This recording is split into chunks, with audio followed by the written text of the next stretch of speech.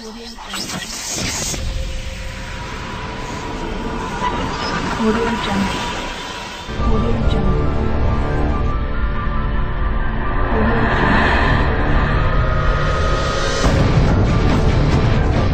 Welcome everybody to SHOCKTOBERFEST 2024, Day 22. So, today's episode is on 2005's 2001 Maniacs. This is a remake of the 1964-2000 Maniacs, and maybe sometime on another series we'll go back and review that original. But we're going to talk about this one because I remember watching this right when I was in college, and I laughed, I jumped, I had quite a lot of fun with it. So in this film, we have some college kids that are on their way to Florida for spring break, and they meet up with a couple other people on the way, and eventually they take a different, route. They take a different route than normal, and they end up in this mysterious town of Pleasant Valley, woohoo, down in south near Georgia. And they're having their Jubilee. They're having their annual Jubilee where they're going to have some fun, a barbecue, drinking, and a whole lot of fun. I mean, what could go wrong, right? Well, a lot goes wrong because these people in the town of Pleasant Valley are demonic, undead cannibals that were killed during the Civil War, and they're wanting to get their revenge on the North because they were killed not because they were actually fighting, but because they were just a town just trying to live their life, apparently.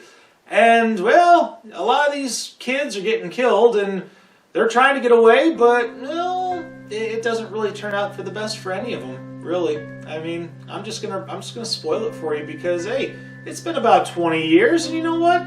You can find it on Tubi if my mind serves me right now, so go to your local smart TV and hit that button for that app and watch that movie. You'll be glad you did, I'll be honest. Okay, so we're going to talk about what I like and what I don't like about this film. What I don't like about this film, I mean, not much. I mean, yeah, granted, this movie is talking about characters from the Civil War era where certain references and insults regarding and whether you like certain people of certain group. Yeah, I'm done. Okay. No. Not getting canceled. No. So yeah, they overdo it a little bit, but I mean, I understand why they're doing it because it's dark humor, it's supposed to be tongue-in-cheek, it's supposed to be it's social commentary, but it definitely, it gets a little bit excessive at times because the first couple times you're like, oh, okay, I see what you did there, yeah, oh, okay, we fucking get it, dude! But I mean, that's about the only thing that I really don't like. I mean, I'll talk about what I like, and it kind of deciphers into the what I don't like, but I mean, it's not a big thing, but, the cast, I mean, the only people from the cast that I recognized was Robert Englund, playing the mayor. I mean, Freddy Krueger. I mean, once you hear Robert Englund, you know exactly who he played.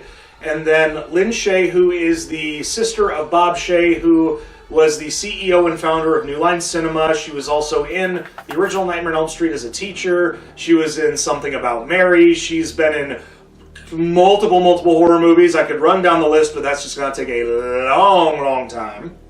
But when it comes to the rest of the cast, I mean, the young people, it's like, I didn't really recognize any of their names or what they were in. And it's kind of sad because in 2005, you did have a lot of fresh young faces that probably could have been in this movie and probably would have accepted whatever pay they got. So that's kind of my little about it, but I digress. Then we also have a quick cameo. One of the people that are the undead cannibals is Kane Hodder, Jason from Friday the 13th Part 8 all the way to Jason X, and Victor Crowley from the Hatchet series, and so many more horror films. I mean, oh gosh, I wish they could have gotten some more people, but you know what? It is what it is.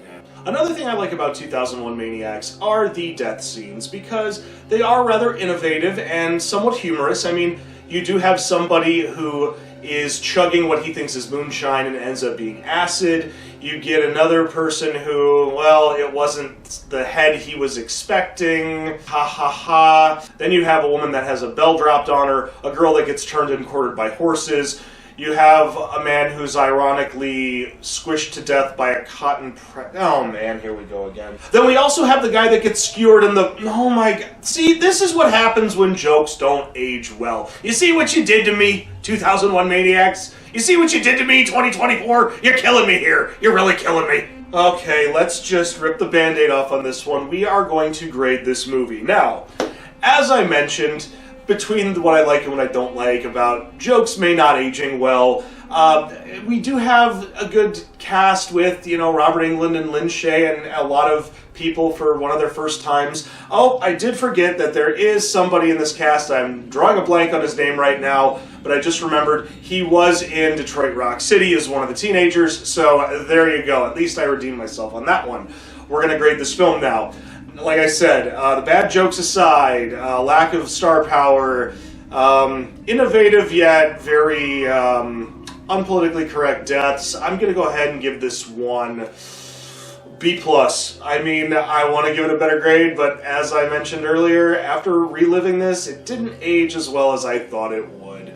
However, I will still watch this movie whenever possible because it is rather amusing. So yeah. Well, we hope you enjoyed this episode of watching me get very awkward and uncomfortable. Make sure you leave a thumbs up. If you don't agree with everything that I said, it's okay. You can leave a thumbs down. I understand. Also, make sure you share on social media, push that little red button, and ring the bell for instant notifications.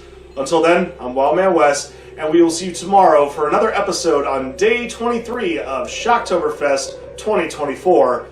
I hope. Oh, man, I'm gonna get my butt kicked.